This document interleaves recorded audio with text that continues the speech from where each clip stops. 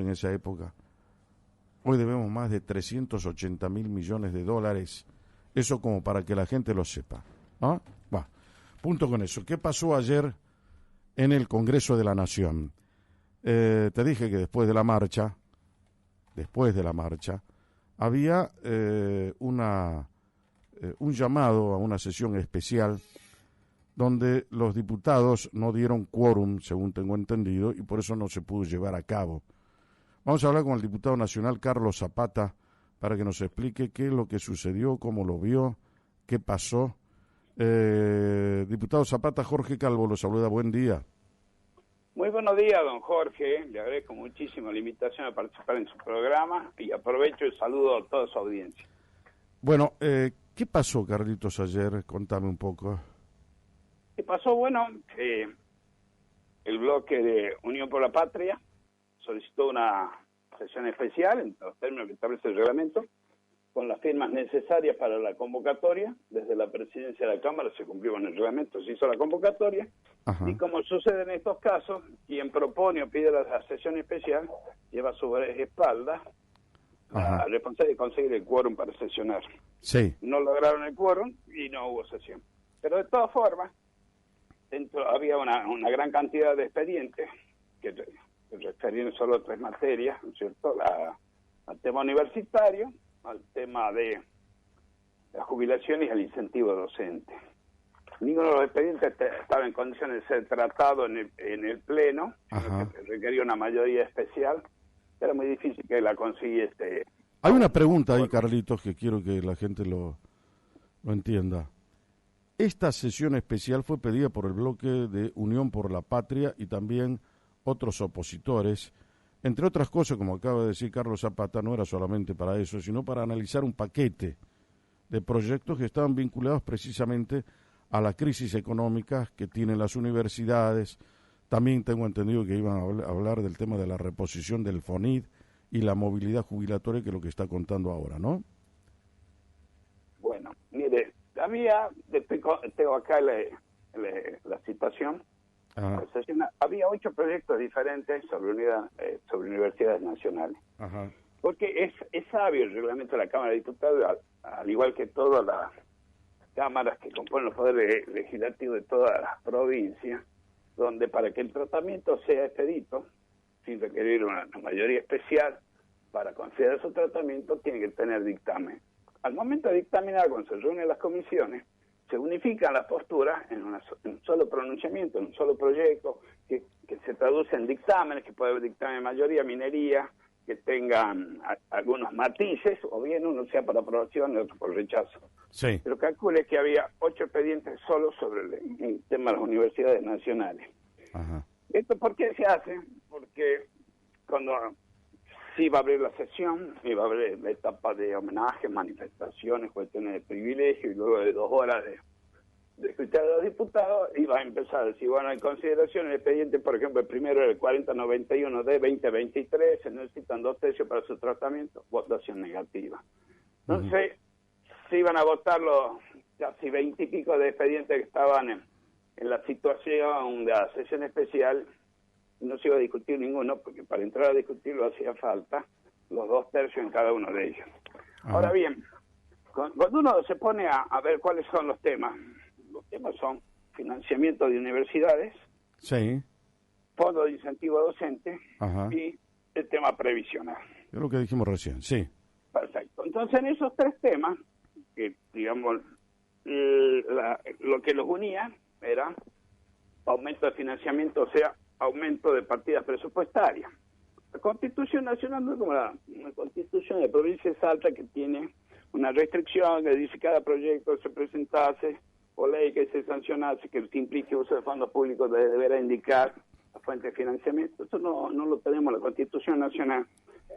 Pero está claro de que uno puede proponer hasta que compremos el sol, ¿cierto? Compremos un cohete a la luna, pero de dónde vamos a sacar el dinero. Una cuestión es la restricción presupuestaria en medio de una política económica, que es restricción del gasto, mantener el déficit. Bueno, pero en el caso de las universidades... inflación. En el caso de las universidades, yo creo que entre lo que sucedió, lo que expresó el presidente ayer, ya hoy estamos es medio contrafáctico porque el presidente ya se manifestó de que no le va a quitar financiamiento a las universidades nacionales, pero bueno, todo será con el control correspondiente. Bueno, pero le depositaron a las universidades. Sí, le depositaron. Sandra Petovelo dijo que le habían depositado el 100% de lo que les corresponde a las universidades y que a pesar de eso no lograron desactivar la marcha que sucedió antes de ayer, ¿no? Bueno, puede ser una cuestión de tiempo, ¿no es cierto?, de comunicación. El hecho que yo no la considero negativa a la marcha, sino que considero que ha sido llevada adelante por iniciativa de la comunidad universitaria. Yo soy orgulloso, egresado de la Universidad Nacional de Salta, y también de la Escuela Urquiza y de la Escuela Nacional de Comercio. Toda mi formación académica y profesional la hice en institutos públicos. Soy orgulloso de los docentes que me asistieron en mi proceso de aprendizaje, pero he visto, bueno, que en determinados renglones, y es innegable, porque surge de los indicadores de la prueba a aprender, de que ha caído bastante el nivel de resultado del proceso educativo primario y secundario. Ahora tengo una pregunta ahí, Carlos, porque es muy bueno lo que estás diciendo. Egresó Carlitos Zapata de la Universidad Nacional de Salta. El presidente de la Nación dijo, es necesario que se auditen a las universidades públicas. Vos como contador público nacional y como legislador ahora, ¿ves la necesidad de que eso ocurra, que la Auditoría General de la Nación se ocupe de hacer eso, pero dar certeramente una, ¿qué te puedo decir?, una auditoría veraz, efectiva, eficaz, eficiente, creíble?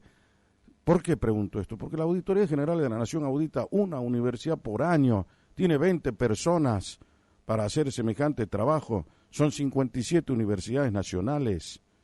Entonces vos que sos un legislador nacional, pero además un profesional en la materia, ¿se puede auditar con un cierto grado de veracidad y de verosimilitud, adoptar después los resultados de esa auditoría?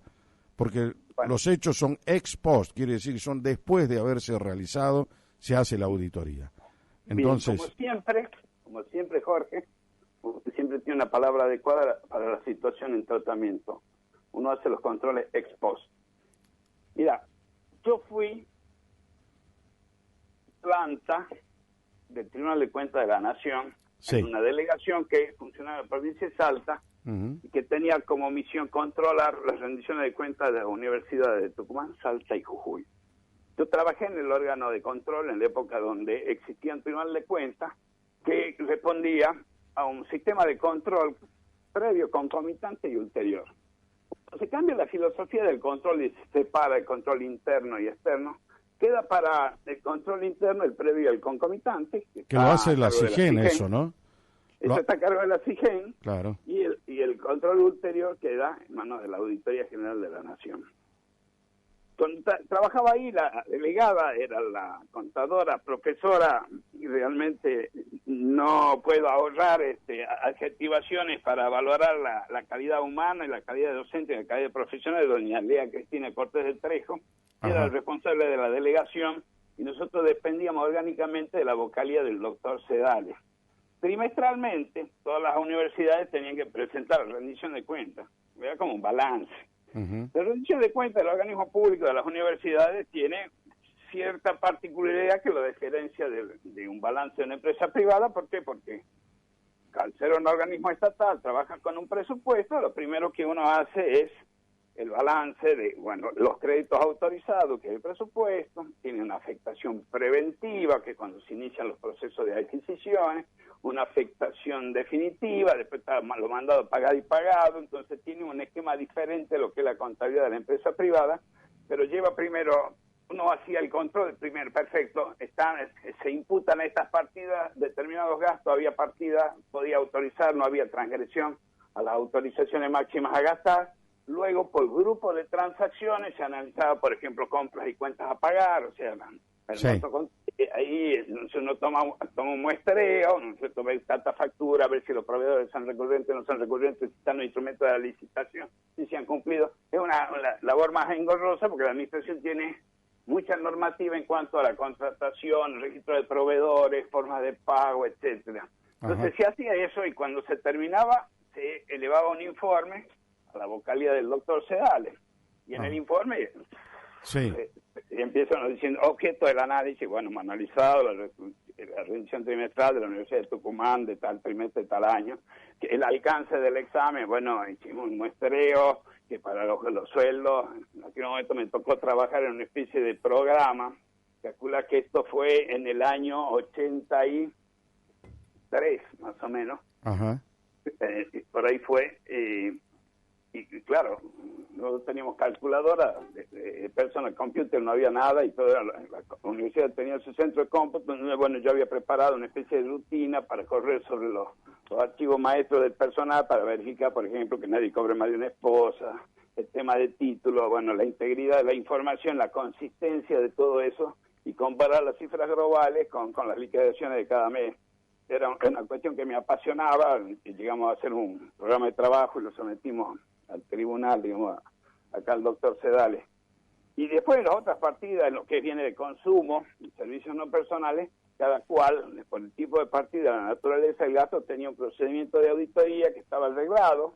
El Tribunal de Cuentas tenía su manual de procedimientos, tenía una rutina de qué eran las normas legales en cada tipo de transacción que teníamos que verificar el contribuyente y después determinar la consistencia de las cifras con lo que realmente tiene que ver con el resultado. El control era muy bueno, el cambio de filosofía o de paradigma de control al dividirlo lesionó un poco eso y quedaron un tiempo a la deriva. Sí. Una cosa que dijiste y que está totalmente acertada, esta división, la disolución de aquellos órganos de control, yo lo considero bueno. Pero ahí hay un tema, Carlitos, ¿no? Hay muy poca gente para controlar muchas cosas. Claro, o sea, estamos hablando de 20 personas que tiene la Auditoría General de la Nación. ¿Sabes cuál es el promedio de auditaje que tiene la AGN hoy? Una universidad por año, y son 57 universidades nacionales. Sí, no, y las que crearon el año pasado, digamos, por ley por eso te digo. Dinerista. Por eso, vos como, ¿qué te puedo decir? Profesional. No, hay una imposibilidad material. Hay una imposibilidad material. Con el trabajo, con la rutina y la recurrencia que demanda la función. Sin ir más allá, fíjate lo que pasa en la provincia de Salta. Hay 70.000 empleados públicos que están declarados, ponerle más los monotributistas que lleguemos a 90.000. La macana que hacen 90.000 tipos lo controlan 140 personas que trabajan en la Auditoría General de la provincia. Mira, entonces, la AGN explicó por qué solo se auditó una facultad de la UBA en 10 años. Sí, bueno. Una cosa increíble. El tema es que... Ajá. Ahora, volviendo al tema por el control, sí. digamos, le quitas los medios, evidentemente el control se transforma en ilusiones, es algo realmente etéreo, que no tiene concreción. Pero, y uno de los grandes problemas que tiene el uso de los fondos públicos es la falta de control. Y cuando vos desfinanciás o le quitas medios a los órganos de control, realmente pero ahí dame tu opinión. Un campo fértil para que te regrese la corrupción. Bueno, pero ahí dame tu opinión. ¿Está bien o está mal que el gobierno pida que se audite las universidades públicas? No está bien ni está mal, es una obligación. Lógico. Pero la obligación obedece a un principio de lógica. ¿Cuál es el principio de lógica? Está regulado en la Constitución. Lógicamente, claro. Exactamente. La Constitución, digamos. Nuestra Constitución, con todo, digamos, la impronta alberdiana, que tiene un corte liberal y demás, no, el hecho de que sea liberal no significa libertinaje y no significa ausencia de control.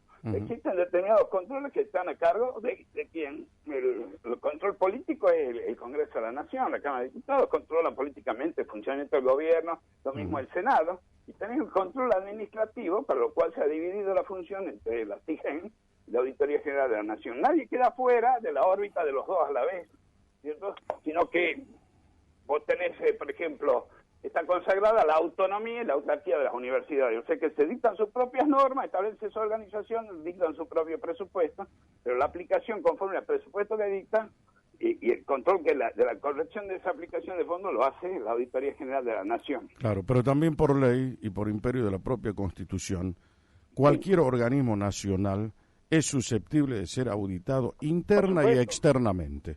Por supuesto, pero si no estaría, imagínate, si vos avalas lo contrario, la Constitución estás creando una isla de corrupción por ley. Pero claro, es una barbaridad, es una barbaridad. Bueno, no, se me termina el tiempo. Es algo que está permanente. Y en esta cuestión de que sí que no le va a faltar fondos a las universidades, pero también yo quiero explicar el contexto que significa el financiamiento a las universidades. Nosotros tenemos una estadística que dice que de cada 100 chicos entran a la primaria, hay 40 chicos que se quedan en el camino, entran al secundario 60 chicos y solo terminan en término el 50%. Del universo que entra a las universidades, solo termina un 5%. Pero ¿con qué se sostiene las universidades? Con el aporte de los impuestos de toda la comunidad, siendo el impuesto de mayor recaudación el IVA, que es un impuesto al consumo, y por lo tanto tiene mayor incidencia en aquellas personas de menores ingresos, porque están totalmente aplicados a su consumo, entonces el peso de este impuesto es mayor cuando se lo toma en forma relativa. Sí. Nosotros estamos viendo que un montón de gente que no tiene posibilidad de asistir a la universidad, y quizás su descendencia inmediata tampoco lo va a hacer, son el pilar fundamental, lo que hacen los grandes sacrificios para financiar los estudios universitarios. De esa forma, entonces nosotros cuando vamos a ver y administrar el esfuerzo de todos los ciudadanos, tenemos que ver que ese esfuerzo sea bien aplicado.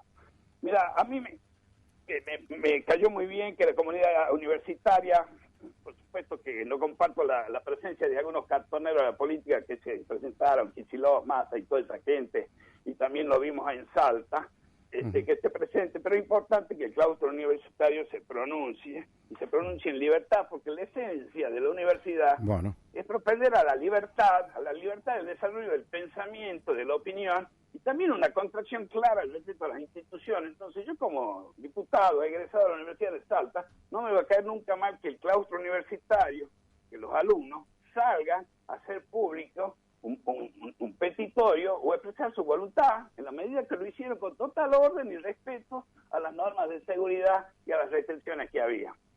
Pero también nosotros tenemos que ver que en la marcha del otro día, el rector de la Universidad de Salta, que se queja por falta de presupuesto, se pagó un pasaje seguramente con recursos de la universidad para venir a la marcha y sacarse una foto con Kicillof. Entonces también hay determinadas inconsistencias que te llevan a decir, che, pará, a ese pasaje. Y ahí hay un antecedente. Que no llega a fin de mes. Pero hay un antecedente, Carlos.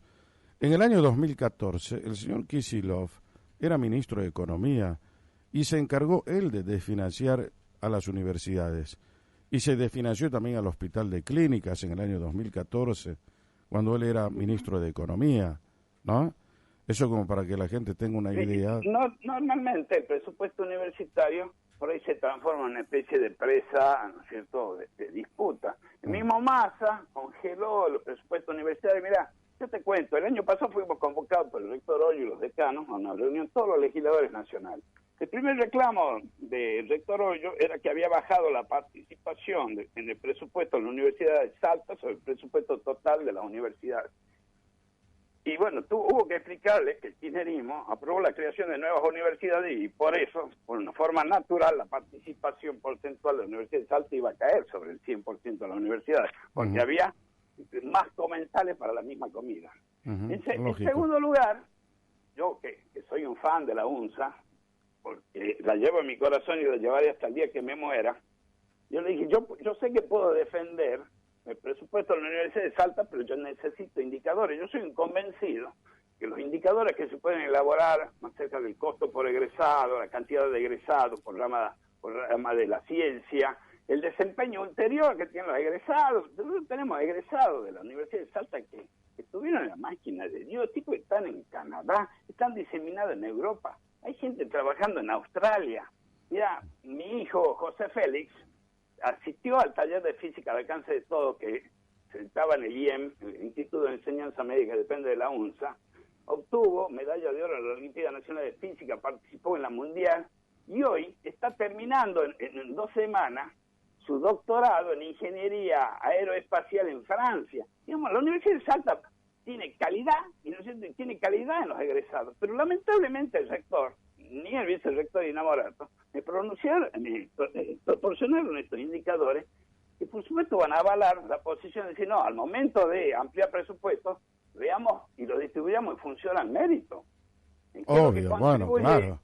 La inversión del gasto, cómo contribuye, cómo se disemina en beneficio para toda la comunidad, con calidad de egresados, con la trascendencia que tiene en otras ramas de actividad, la contribución a la generación de riqueza o al prestigio internacional que va teniendo la educación argentina. Bueno, si no tenemos eso, ¿cómo puede ser que en el centro de estudios, donde nosotros vamos a aprender una buena administración y el buen uso de los recursos, no podamos decir cuál es el resultado del uso de los recursos que estamos haciendo de toda la gente, y sobre todo de aquel que nunca va a ir a la universidad? Entonces, hay determinadas cosas que se tienen que ir puliendo y acomodando, pero siempre considerando que la educación superior tiene que tener un lugar importante, pero también tenemos que tener en cuenta que tenemos que hacer un cambio filosófico en el resto de la educación, en la primaria y en la secundaria. Si los resultados son malos, algo anda mal. Obviamente, es el sistema.